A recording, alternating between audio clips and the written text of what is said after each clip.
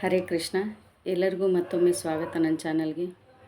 ಕಷ್ಟಗಳು ಮನುಷ್ಯನನ್ನು ಗಟ್ಟಿಗೊಳಿಸ್ತವೆ, ಇದು ನನ್ನ ಮಾತು. ಯಾಕೆ ಅಂದರೆ ಕಷ್ಟ ಕಾಲದಲ್ಲಿ ನಾವು ಎಷ್ಟೋ ಸಮಸ್ಯೆಗಳನ್ನು ಎದುರಿಸ್ತೇವೆ, ಸವಾಲುಗಳನ್ನು ಎದುರಿಸ್ತೀವಿ. ಆದರೆ ಅದೇ ನಮಗೆ ಸುಖ ಅಥವಾ ನಾವು ಆನಂದದಿಂದ ಇರಬೇಕಾದ್ರೆ ನಮಗೆ ಸವಾಲುಗಳನ್ನು ಎದುರಿಸ್ತಕ್ಕಂಥ ಶಕ್ತಿ ಕಡಿಮೆ ಆಗುತ್ತೆ. ಆದ್ದರಿಂದನೇ ನಾನು ಹೇಳೋದು, ಕಷ್ಟಗಳು ನಮ್ಮನ್ನು ಬಲಪಡಿಸ್ತವೆ ಅಥವಾ ನಮ್ಮನ್ನು ಶಕ್ತಿಶಾಲಿಗಳನ್ನು ಮಾಡ್ತವೆ. ಕಷ್ಟಗಳು ಬರ್ತವೆ, ಹೌದಾ. ಮನುಷ್ಯನಿಗೆ ಕಷ್ಟಗಳು ಜೀವನದಲ್ಲಿ ಸಹಜ ಅದು. ಆದರೆ ನಮಗೆ ಏನು ಅಂತಂದರೆ ಪ್ರಶ್ನೆ, ನಾವು ಎಷ್ಟೆಲ್ಲ ಒಳ್ಳೆಯ ಕೆಲಸಗಳನ್ನು ಮಾಡ್ತಾಯಿದ್ರೂ ಸಹ ದೇವರು ನಮಗೆ ಯಾಕೆ ಕಷ್ಟವನ್ನು ಕೊಡ್ತಾ ಇದ್ದಾನೆ ಅಂತಕ್ಕಂಥದ್ದು ಪರೀಕ್ಷೆಯನ್ನು ಮಾಡ್ತಾನೆ ದೇವರು, ಹೌದಾ. ಪರೀಕ್ಷೆ, ನಮ್ಮ ತಾಳ್ಮೆಯನ್ನು ಪರೀಕ್ಷೆ ಮಾಡ್ತಾ ಇರ್ತಾನೆ. ಆದರೂ ಸಹ ನಾವು ಎಷ್ಟೇ ನಮಗೆ ಕಷ್ಟ ಬಂದರೂ ಸಹ ತಾಳ್ಮೆಯನ್ನು ಕೆಡದೆ ಭಗವಂತನ ಧ್ಯಾನವನ್ನು ಮಾಡ್ತಾ ಇರಬೇಕು. ಕಷ್ಟಗಳು ಖಂಡಿತವಾಗಿಯೂ ಕಳೀತವೆ. ಆದ್ದರಿಂದ ಇವತ್ತು ನಾನು ನಿಮಗೆ ಕೃಷ್ಣನ ಒಂದು ಮಂತ್ರವನ್ನು ಹೇಳ್ತೇನೆ. ಆ ಕೃಷ್ಣನ ಮಂತ್ರವನ್ನು ನೀವು ಪ್ರತಿನಿತ್ಯವೂ ಸಹ ಹೇಳ್ಕೊಳ್ಳಿ. ಕಷ್ಟಗಳು ಎಂದಿಗೂ ಬರೋದಿಲ್ಲ. ಕಷ್ಟಗಳು ಬಂದರೂ ಸಹ ನಮಗೆ ಆ ಸಹನಶೀಲತೆ ಕೊಡುತ್ತೆ ಈ ಮಂತ್ರ, ಅಥವಾ ನಮ್ಮನ್ನು ಗಟ್ಟಿಗೊಳಿಸ್ತದೆ ಈ ಮಂತ್ರ. ಕೃಷ್ಣ ಯಾವಾಗಲೂ ಸದಾಕಾಲ ನಮ್ಮ ಜೊತೆಗಿದ್ದಾನೆ ಅಂತಕ್ಕಂಥ ಭಾವನೆಯನ್ನು ನಮಗೆ ಕೊಡುತ್ತೆ ಈ ಮಂತ್ರ. ಕೃಷ್ಣ ನಮ್ಮೆಲ್ಲರಿಗೂ ಸಹ ಕಷ್ಟವನ್ನು ನಿವಾರಣೆ ಮಾಡ್ತಾನೆ, ಖಂಡಿತವಾಗಿಯೂ ಜೊತೆಗೆ ಇರ್ತಾನೆ ಅಂತಕ್ಕಂಥ ಮಾತುಗಳನ್ನು ತಿಳಿಸ್ತೇನೆ. ಈ ಮಂತ್ರ ಅಷ್ಟೊಂದು ಶಕ್ತಿಶಾಲಿಯಾಗಿರ್ತಕ್ಕಂತಹ ಮಂತ್ರ ಇದು, ಕೃಷ್ಣನ ಮಂತ್ರ ಇದು, ಹೌದಾ. ಕೃಷ್ಣ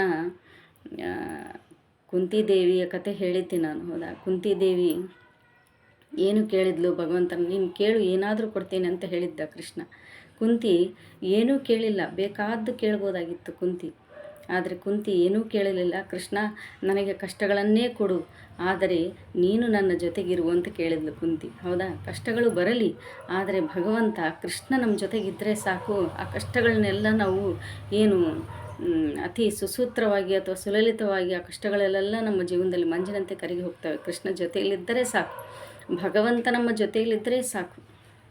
ಕಷ್ಟಗಳೆಲ್ಲವೂ ಸಹ ನಮಗೇನಾಗುತ್ತೆ, ಮಂಜಿನಂತೆ ಕರಗಿ ಹೋಗ್ತವೆ. ಆದ್ದರಿಂದ ನಾವು ಕುಂತಿ ದೇವಿಯ ಥರ ಅಂದರೆ ಕಷ್ಟಗಳನ್ನು ಕೊಡು ಅಂತ ಕೇಳಬೇಕು. ಕಷ್ಟಗಳನ್ನು ಕೊಡು, ಆದರೆ ಒಂದು ಕಂಡೀಷನ್ ಇಡಬೇಕು, ಹೌದಾ. ದೇವರಿಗೆ ಒಂದು ಕಂಡೀಷನ್ ಹಾಕಬೇಕು ನಾವೆಲ್ಲರೂ, ಹೌದಾ. ಕಷ್ಟ ಕೊಡು, ಆದರೆ ಜೊತೆಗೆ ನೀನಿರು ಅಂತ, ಹೌದಾ. ಏನು ಬೇಕಾದರೂ ಕಷ್ಟ ಕೊಡು, ಸಹಿಸಿಕೊಳ್ಳುತ್ತೇನೆ, ಆದರೆ ನೀನು ನಮ್ಮ ಜೊತೆಗೆ ಸದಾ ಇರು ಅಂತ. ಭಗವಂತ ನಮ್ಮ ಜೊತೆಗಿದ್ರೆ ಕಷ್ಟವೇ ಇರೋಲ್ಲ ನೋಡಿ. ಅದೇ ತಾನೇ ಆಗಿದ್ದು. ಕೃಷ್ಣ ಪಾಂಡವರ ಜೊತೆಗೇ ಇದ್ದ, ಹೌದಾ. ಧರ್ಮಕ್ಕೆ ಜಯ ಸಿಕ್ಕಿದ್ದು. ಆದ್ದರಿಂದ ಬಂಧುಗಳೇ, ನಾವೆಲ್ಲರೂ ಸಹ ಕಷ್ಟಗಳನ್ನು ಕೃಷ್ಣನ ಮಂತ್ರದಿಂದ ಕಳೆದುಕೊಳ್ಳೋಣ ಅಂತಕ್ಕಂಥ ಮಾತುಗಳನ್ನು ತಿಳಿಸ್ತಾ ಈ ಒಂದು ಮಂತ್ರವನ್ನು ಹೇಳ್ತೇನೆ ನಿಮಗೆ. ಕೃಷ್ಣ ಮಂತ್ರ ಇದು ಅತ್ಯಂತ ಶಕ್ತಿಶಾಲಿಯಾಗಿರ್ತಕ್ಕಂಥ ಮಂತ್ರ. ಕೃಷ್ಣ ಯಾವತ್ತಿಗೂ ಸಹ ಪ್ರತಿ ಕ್ಷಣವೂ ಸಹ ನಮ್ಮನ್ನು ರಕ್ಷಣೆ ಮಾಡ್ತಾ ಇರ್ತಾನೆ, ನಮ್ಮ ನೆರಳಿನಂತೆ ರಕ್ಷಣೆ ಮಾಡ್ತಾ ಇರ್ತಾನೆ. ಈ ಒಂದು ಮಂತ್ರವನ್ನು ಪ್ರತಿನಿತ್ಯ ಹೇಳಿಕೊಳ್ಳಿ, ನೀವು ಪ್ರತಿನಿತ್ಯ ಹೇಳಿಕೊಳ್ಳಿ. ಕಷ್ಟಗಳು ನಿಮ್ಮ ಹತ್ರ ಯಾವತ್ತೂ ಸುಳಿಯೋದಿಲ್ಲ. ಕೃಷ್ಣಾಯ ವಾಸುದೇವಾಯ ಹರೆಯೇ ಪರಮಾತ್ಮನೇ ಪ್ರಣತ ಕ್ಲೇಶನಾಶಾಯ ಗೋವಿಂದಾಯ ನಮೋ ನಮಃ. ಎರಡೇ ಸಾಲಿದೆ ಮಂತ್ರ, ಮತ್ತೊಮ್ಮೆ ಹೇಳ್ತೇನೆ. ಕೃಷ್ಣಾಯ ವಾಸುದೇವಾಯ ಹರಿಯೇ ಪರಮಾತ್ಮನೇ ಪ್ರಣತ ಕ್ಲೇಶನಾಶಾಯ ಗೋವಿಂದಾಯ ನಮೋ ನಮಃ. ನೋಡ್ರಿ, ಹೇ ಕೃಷ್ಣ ವಾಸುದೇವ, ಕೃಷ್ಣಾಯ ವಾಸುದೇವಾಯ ಹರಿಯೇ ಪರಮಾತ್ಮನೇ, ಹರಿಯೇ ಶ್ರೀಹರಿಯೇ ಪರಮಾತ್ಮನೇ ಪ್ರಣತ ಕ್ಲೇಶನಾಶಾಯ. ನೋಡ್ರಿ, ಕ್ಲೇಶ ಅಂದರೆ ಕಷ್ಟ, ಕ್ಲೇಶ ಅಂದರೆ ಕಷ್ಟ, ಕಷ್ಟಗಳನ್ನೆಲ್ಲ ಪರಿಹಾರ ಮಾಡ್ತಕ್ಕಂಥ ಪ್ರಣತ ಕ್ಲೇಶ ನಾಶಾಯ, ಕಷ್ಟಗಳನ್ನೆಲ್ಲ ನಾಶ ಮಾಡ್ತಕ್ಕಂತಹ ಹೇ ಕೇಶವನೇ, ಹೇ ಕೃಷ್ಣನೇ, ಗೋವಿಂದಾಯ ನಮೋ ನಮಃ. ನಿನಗೆ ಹೇ ಗೋವಿಂದ, ನಿನಗೆ ನಮೋ ನಮಃ, ನನ್ನ ಕಷ್ಟಗಳನ್ನೆಲ್ಲ ಪರಿಹಾರ ಮಾಡು ಅಂತಕ್ಕಂಥ ಮಾತನ್ನು ನಾವು ಕೃಷ್ಣನಲ್ಲಿ ಕೇಳಿಕೊಳ್ಳಬೇಕು. ಆದ್ದರಿಂದ ಈ ಮಂತ್ರವನ್ನು ನೀವು ಪ್ರತಿನಿತ್ಯ ಹೇಳಿಕೊಳ್ಳಿ. ನಿಮಗೆ ಬಂದಿರತಕ್ಕಂಥ ಎಲ್ಲ ಕಷ್ಟಗಳು ಸಹ ಮಂಜಿನಂತೆ ಕರಗಿ ಹೋಗ್ತವೆ ಅಂತಕ್ಕಂತಹ ವಿಶ್ವಾಸವನ್ನು, ಆತ್ಮವಿಶ್ವಾಸದಿಂದ ಹೇಳ್ತೇನೆ ಈ ಮಾತು, ವಿಶ್ವಾಸದಿಂದ ಈ ಮಾತನ್ನು ಹೇಳ್ತೇನೆ. ಆದ್ದರಿಂದ ಈ ಮಂತ್ರವನ್ನು ಹೇಳಿಕೊಳ್ಳಿ ಪ್ರತಿನಿತ್ಯವೂ ಸಹ.